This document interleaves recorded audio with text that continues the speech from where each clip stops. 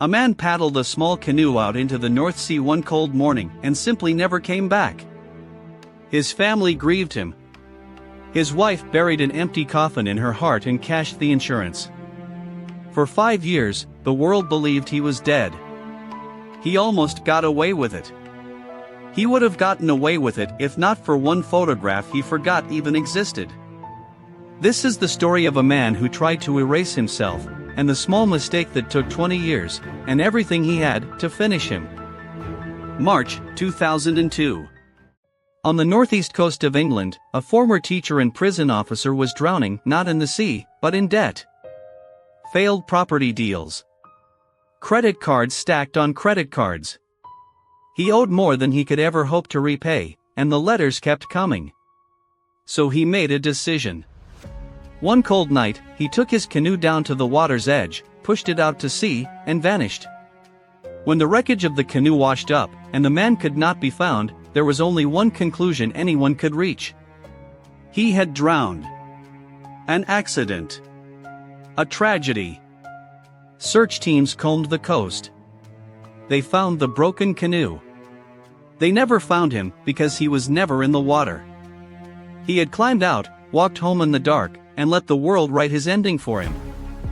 And here is where the real cost begins. The part he told himself didn't matter. Because his death was not just a line on an insurance form. He had 2 sons. Grown men, who got the phone call. Who were told their father had gone out on the water and never returned. They grieved him. They mourned a father who was, at that very moment, alive, hiding a few miles away, listening to reports of his own disappearance.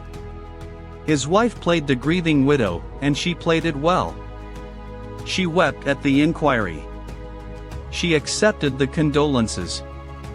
And she collected life insurance, pensions. The payouts that follow a death added up to more than £250,000. Money for a man who was standing in the next room. And notice the cruel arithmetic of it. He had faked his death to escape a debt of £64,000.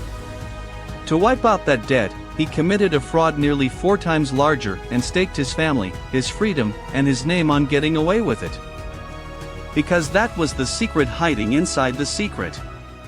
He had not fled to the other side of the world. Not yet. For a long stretch of it, John Darwin was living right next door to his own widow in a bedsit in the same block, connected, by some accounts, through a hidden door. He grew a beard. He kept the curtains drawn. When visitors came, he slipped through to the other side and waited in silence. He had faked his death and then moved back in with his own wife, a ghost in his own home, hiding from the neighbors and the sons who thought he was gone. Imagine the discipline of it, the sheer, cold nerve. Every day, for years, he had to remember not to exist. To never answer the door. To never be seen at a window. To hear his own sons visit their grieving mother, on the other side of a thin wall, and stay silent. To watch a community mourn him, lay flowers, speak his name softly, and feel, apparently, nothing strong enough to stop. Most people could not keep such a secret for a week. He kept it, day after day, for the better part of 5 years. And slowly, carefully, he built a second self. Using the birth certificate of a baby who had died decades earlier, he obtained a passport in another man's name. On paper, John Darwin was dead. And a brand new man had quietly come to life to take his place. The plan, all along, was escape. Somewhere far away, warm, and cheap, somewhere the debts and the dead man could never follow. They chose Panama.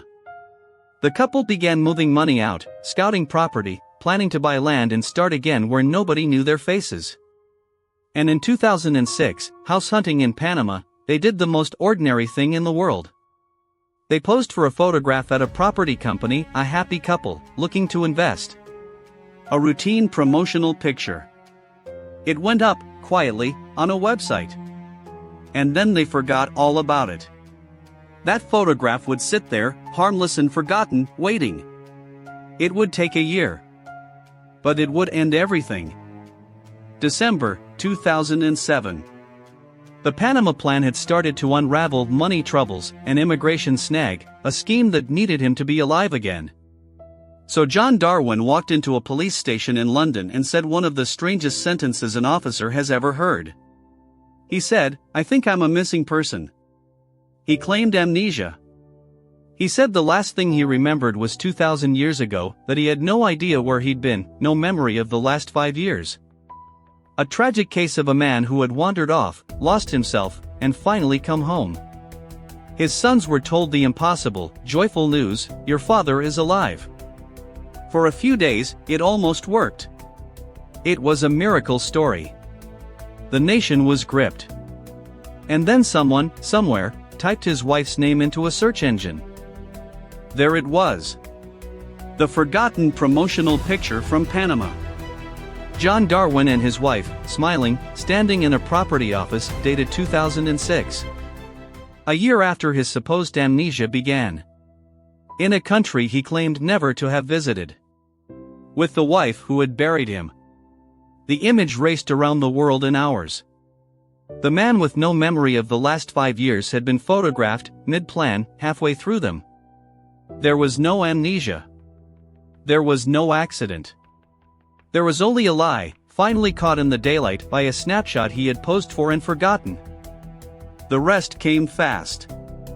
Both of them were arrested, charged, and convicted of fraud and deception. Husband and wife were each sent to prison for more than 6 years. But prison was the smallest part of what it cost him. Think back to the beginning, to the 2 sons standing by the sea, grieving a father who was hiding in the next room, and cashing the checks written on their grief. When they learned the truth, that their father had let them mourn him for 5 years, that their mother had lied to their faces, that the whole thing had been about money, something broke that no early release could ever repair. His sons said they felt they had lost their parents twice. And this time, they did not want them back. And that is the part worth sitting with. The debt could have been survived. People survive bankruptcy every single day, they rebuild, quietly, over years. What could not be survived was the lie he chose instead, because a debt only costs you money, but a betrayal like that costs you the people who would have stood beside you while you paid it back. That is the long consequence. He set out to escape £64,000 of debt. And the true bill, when it finally came due, was his freedom, his marriage, and his own children paid in full, years later, over a single photograph he never should have posed for. He wanted to disappear. In the end, he got his wish. The man his sons once loved was gone for good, not lost at sea, but drowned in his own decision.